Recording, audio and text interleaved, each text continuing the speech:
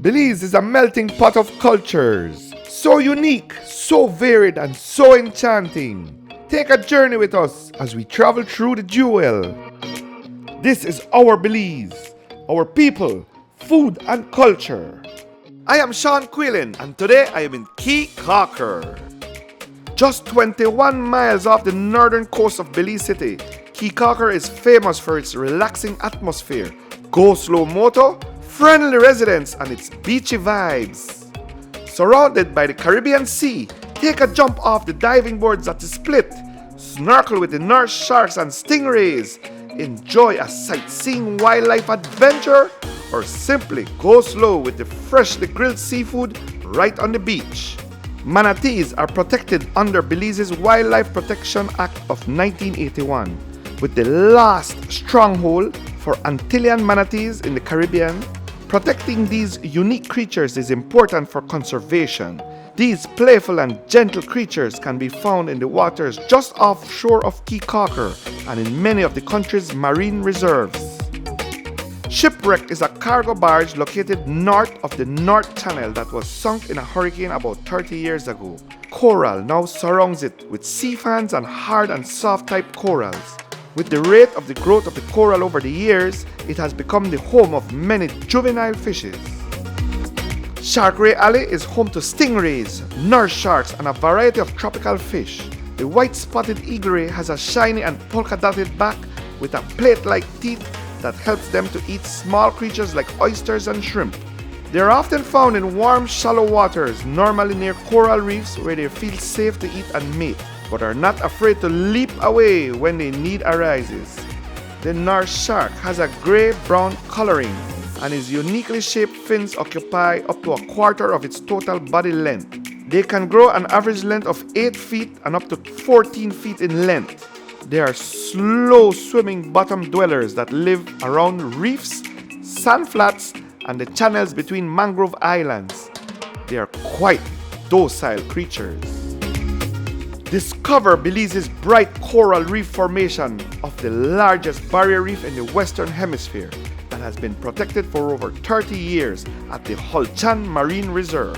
Experience underwater wonders such as sea turtles, eels, and fishes that also thrive within the protected area. This marine reserve incorporates the southernmost marine and coastal areas of Ambergris Caye, including the Barrier Reef, seagrass beds, and the mangrove islands of Boca Chica and Cangrejo Shoals.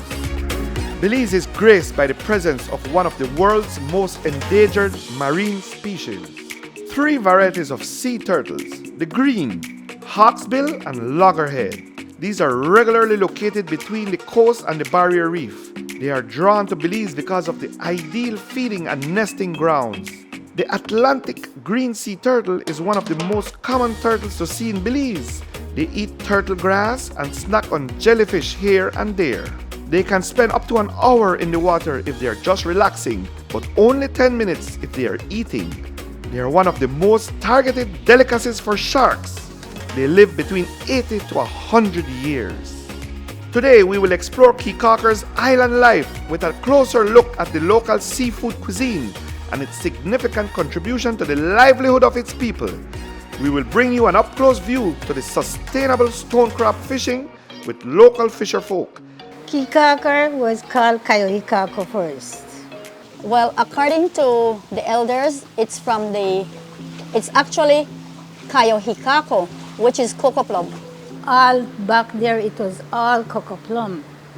You can see red, white, pink, the black one, and all kind of cocoa plum. People used to come and then from there, people started to call it in English Caye Caulker, because they claim that some of the buccaneers used to come with their ship to caulk their ship. And some people spell it corker, cork, C-O-R-K, is a cork. Interesting, because then lots of people on the island. You could walk around, leave your stuff anywhere. So it was a bit different growing up from now. It was beautiful. We used to run around, up and down, and no one stopped us from crossing your yard or crossing my yard because we didn't have any set streets. As a daughter of a fisherman, it was good going out with my dad. He was a founder of Northern Fisherman Cooperative, and then they used to do lobster fishing.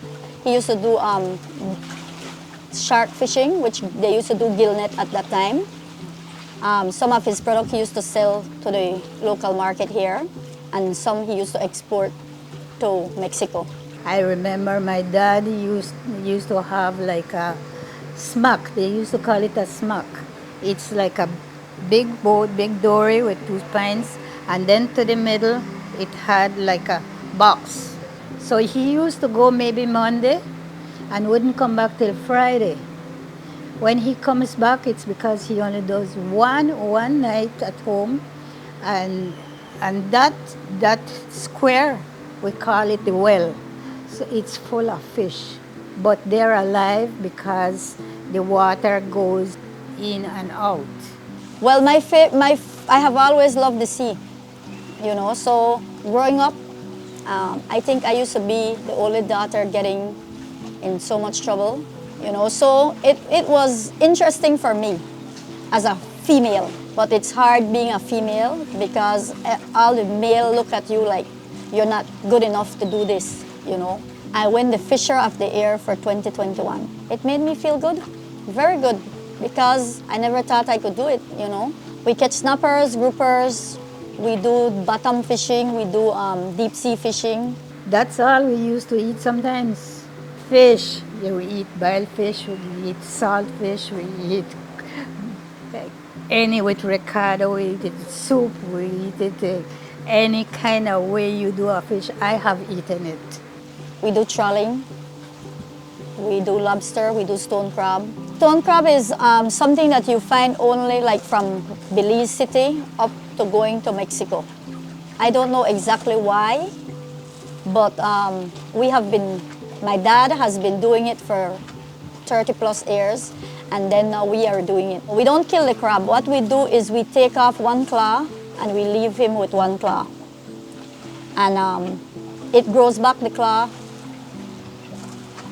in about 18 months to 24 months. According to the stats from Florida, they grow it back 8 times in their lifetime. Well, they didn't really know that, you know, but then he just used to break off one because he says that, you know, when he goes back, he would always see this little one growing his claw back. My husband out here, he used to, you know the hammer? It's a wire, very thick, iron, it's iron. And they do a loop and put it down. They knit a net and they put it on that. So the net stays open with that iron. And they have a pole, long pole.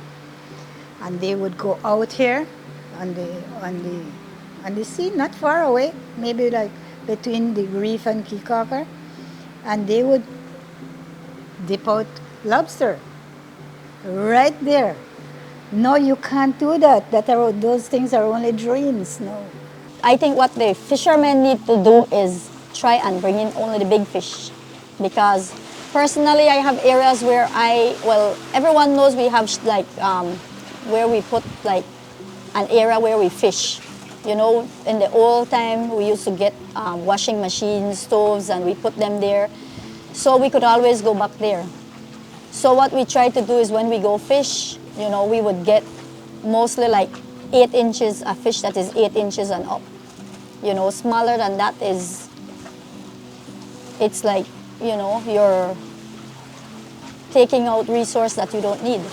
Don't exploit what is keeping you alive.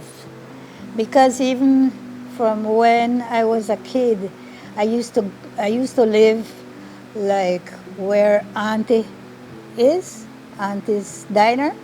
Okay, I used to live in that property, and we used to go to the back.